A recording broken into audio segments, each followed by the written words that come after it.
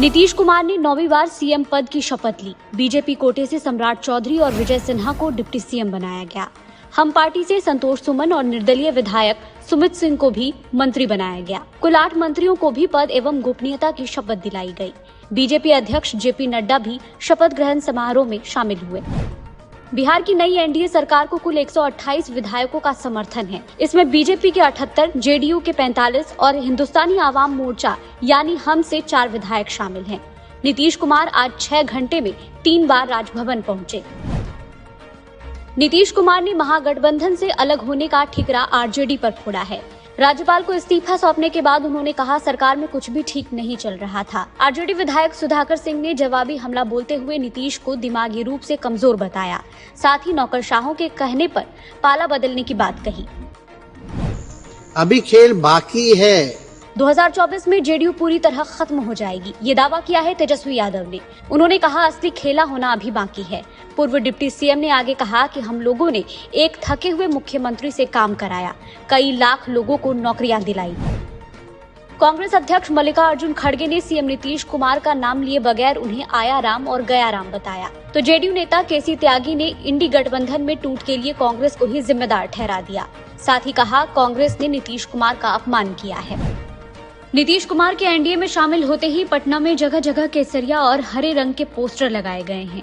इनमें लिखा है, नीतीश सबके हैं। बीजेपी के पोस्टर और होर्डिंग में सम्राट चौधरी और विजय सिन्हा के साथ नीतीश कुमार को भी दिखाया गया है।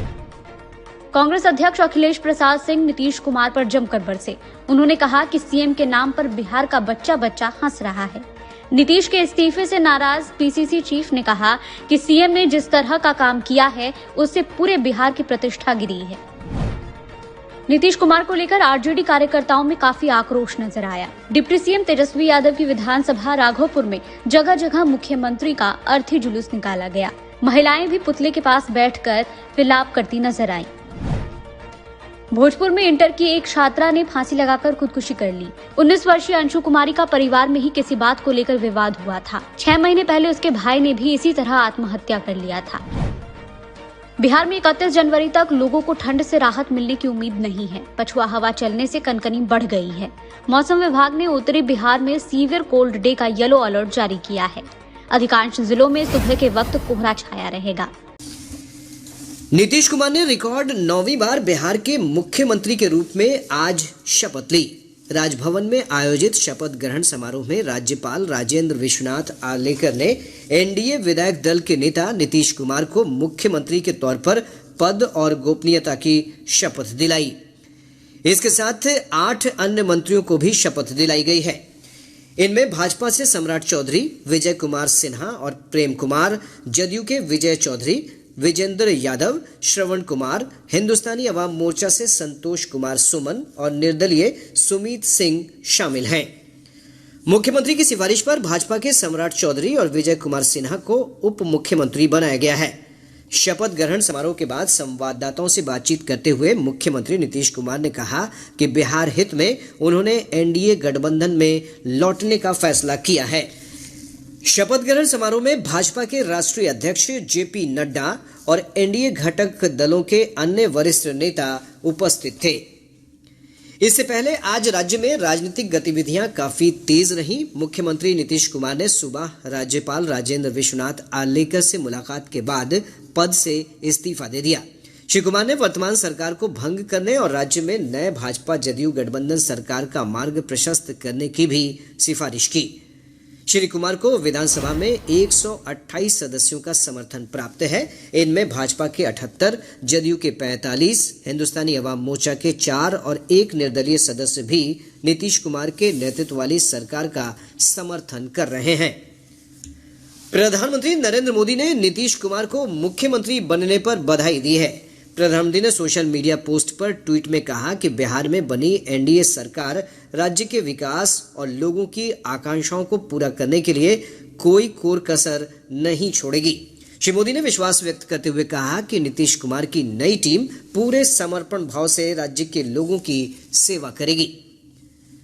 शपथ ग्रहण के बाद उप मुख्यमंत्री विजय कुमार सिन्हा ने कहा कि नीतीश कुमार के नेतृत्व में बनी नई सरकार में शामिल सभी दल सामूहिक रूप से बिहार को विकसित राज्य बनाने के संकल्प पर काम करेंगे। भाजपा के वरिष्ठ नेता और केंद्रीय गृह राज्य मंत्री नित्यानंद राय ने कहा कि यह परिवर्तन राज्य के विकास और विधि व्यवस्था के लिए आवश्यक था। वहीं भाजपा के राष्ट्रीय प्रवक्ता शाहनवाज हुसैन ने नीतीश कुमार की एनडीए में वापसी पर प्रसन्नता व्यक्त करते हुए कहा कि सभी लोग बिहार के विकास के लिए मिलकर काम करेंगे। राष्ट्रीय लोक जनता दल के अध्यक्ष उपेंद्र कुशवाहा ने कहा कि नई सरकार के गठन से भविष्य में बिहार का और तीव्र गति से विकास होगा। इधर पूर्व उप मुख्यमंत्री और राजद नेता तेजस्वी प्रसाद यादव ने कहा कि नीतीश कुमार ने गठबंधन धर्म का पालन नहीं किया। आगामी चुनावों में जनता इसका जवाब देगी। कांग्रेस के वरिष्ठ नेता और छत्तीसगढ़ के पूर्व मुख्यमंत्री भूपेश बघेल ने कहा कि नीतीश कुमार ने महागठबंधन छोड़कर अपनी विश्वसनीयता खो दी है। प्रदेश के अधिकतर हिस्सों में शीत दिवस की स्थिति बनी हुई है। मौसम विभाग के अनुसार आज भागलपुर का सबौर राज्य का सबसे ठंडा स्थान रहा, जहां का न्यूनतम तापमान 3.8 डिग्री सेल्सियस दर्ज किया गया। पिछले 24 घंटों के दौरान पूर्णिया, वाल्मीकि नगर, भागलपुर और पटना में घना कोहरा छाया रहा। मुजफ्फरपुर, छपरा और मोतिहारी में अत्यधिक शीत दिवस दर्ज किया गया। मौसम विज्ञान केंद्र पटना के वैज्ञानिक शैलेंद्र कुमार पटेल ने बताया कि अगले 24 घंटों के दौरान राज्य के उत्तरी भागों में कुछ स्थानों पर घना कोहरा छाए रहने की संभावना है। मौसम वेधशाला से प्राप्त आंकड़ों के आधार पर दक्षिण बिहार में मध्यम कोहरा एवं उत्तर बिहार में 1-2 जगहों पर घना कोहरा देखने को मिला। न्यूनतम तापमान अपने समान से 2 से 3 डिग्री नीचे रह रहा है, जिस कारण बस दिन में धूप आने के बाद भी सुबह और शाम में अधिक ठंडक बनी हुई है। जब लगातार पश्चिम विक्षोभ प्रवेश कर रहा है तो उत्तर भारत में हवा के दिशा में बदलाव यानी जिस कारण बस 29 जनवरी से न्यूनतम तापमान में क्रमिक वृद्धि होगी।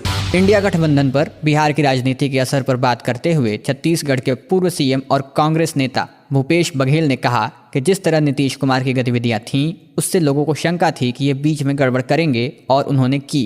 इससे कोई कमजोरी नहीं आएगी, बस उनकी जो थोड़ी बहुत विश्वसनीयता थी वह भी खत्म हो गई।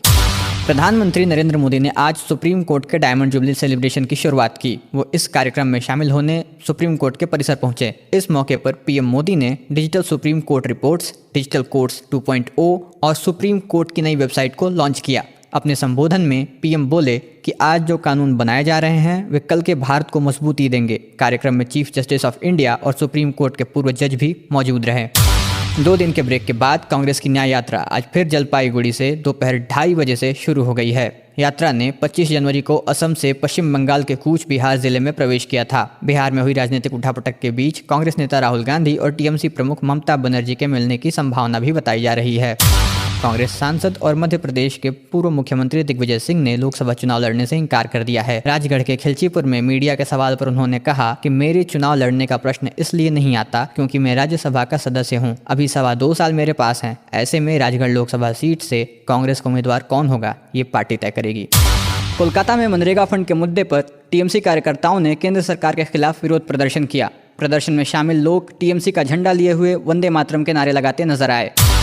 जम्मू कश्मीर में 30 आईपीएस समेत 75 अफसरों का तबादला किया गया है। इनमें से 1 डायरेक्टर जनरल रैंक के अफसर, 3 additional director general, 9 deputy inspector general, 62 SSP और एसपी शामिल हैं। गृह विभाग के अतिरिक्त मुख्य सचिव आर.के. गोयल ने ट्रांसफर का आदेश जारी किया।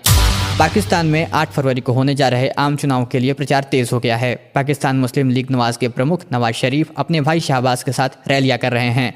पाकिस्तान पीपुल्स पार्टी भी अभियान शुरू कर चुकी है। हालांकि पाकिस्तान तहरीक इंसाफ प्रचार प्रसार के मैदान से दूर है।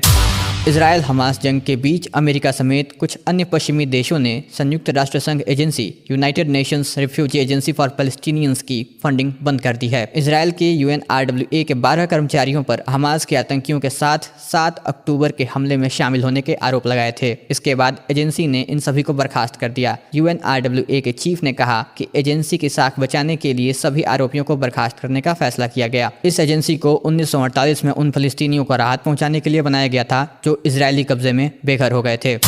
अमेरिकन सिंगर निक जोनस इन दिनों इंडिया टूर पर हैं। उन्होंने मुंबई में हुए लोलापलूजा इवेंट में परफॉर्म किया। इस मौके पर निक के साथ उनके दोनों भाई केविन और जो जोनस भी मौजूद रहे। यह पहली बार है जब जोनस ब्रदर्स इंडिया में परफॉर्म करने आए हैं।